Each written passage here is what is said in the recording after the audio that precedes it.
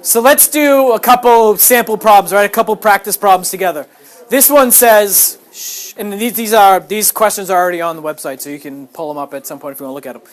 So it says, what is the net torque about the axle for figure 7.7? Okay?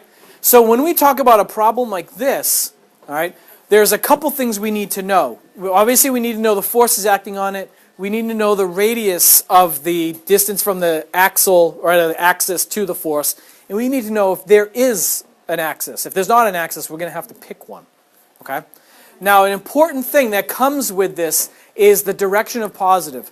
When we're talking linear, right, we've always said that up and to the right are positive.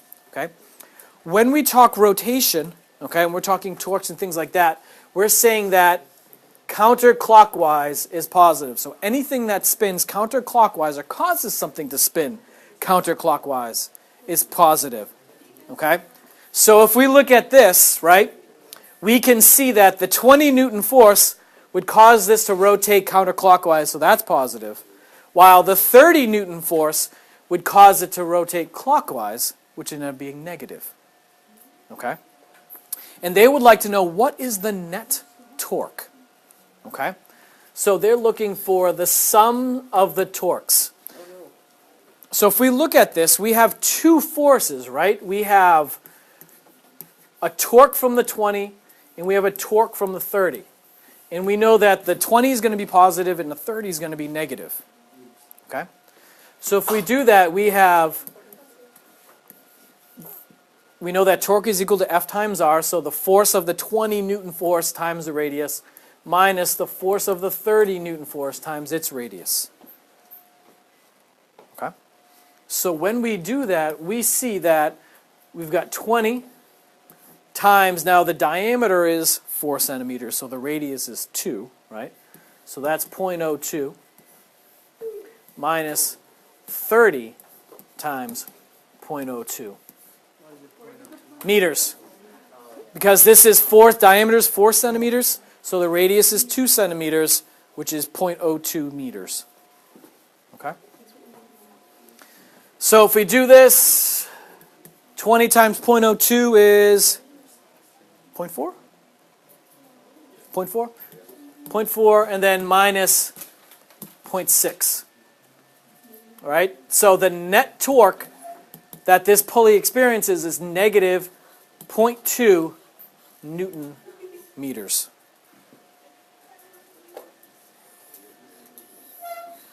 Okay?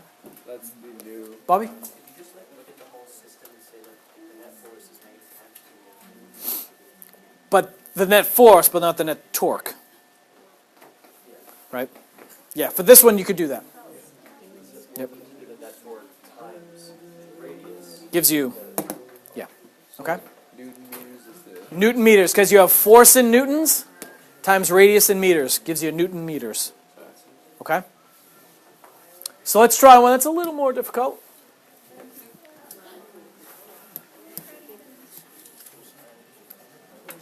Still not terrible though.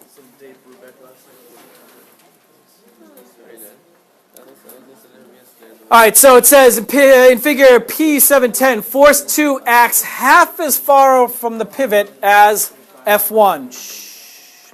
The magnitude of F2 causes the net torque on the rod to be 0. What magnitude of F2 causes the net torque on the rod to be 0? Okay? So we need the net torque to be equal to 0.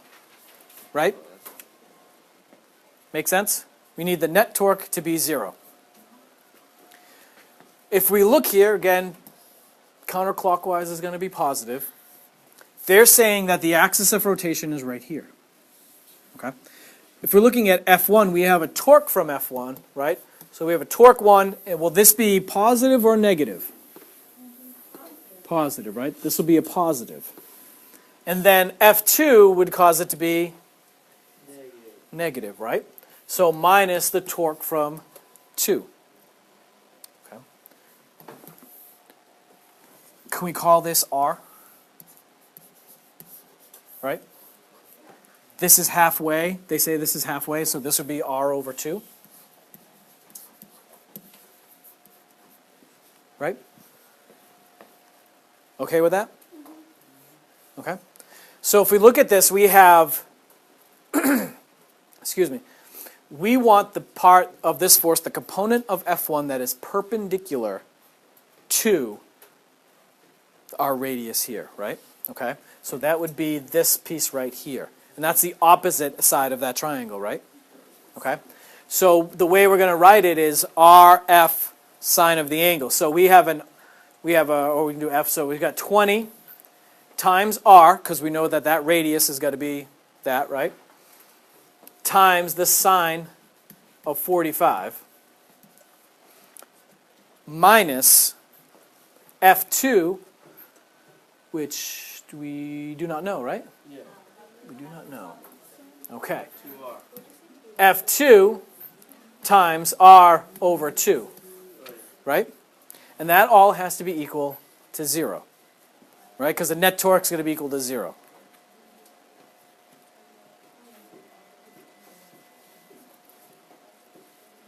We okay with that?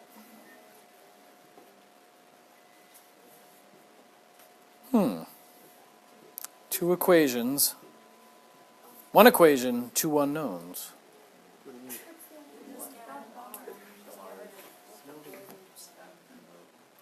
The R's factor out. Oh my God. So we take the R, right? So it's 20 sine of 45 minus F2, right? So I took an R out over 2. Okay? So R could be equal to 0, right? To cause everything to be equal to 0, correct? Or we've got what? F over 2 equals 20 sine of 45. Okay? Or F2 is equal to 2, let's call it 40 sine of 45. 40 sine of 45 real quick.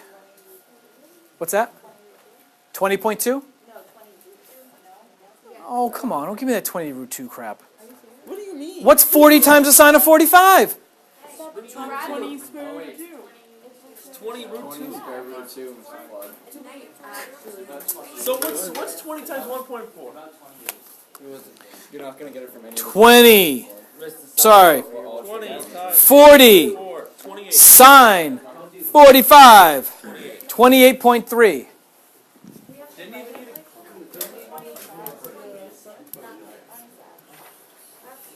Do not give me radicals. Shall not Hooray. give me radicals. Don't do it. Don't do it. Don't do it. I'm not radical. I'm relatively normal. You're not radical? All right?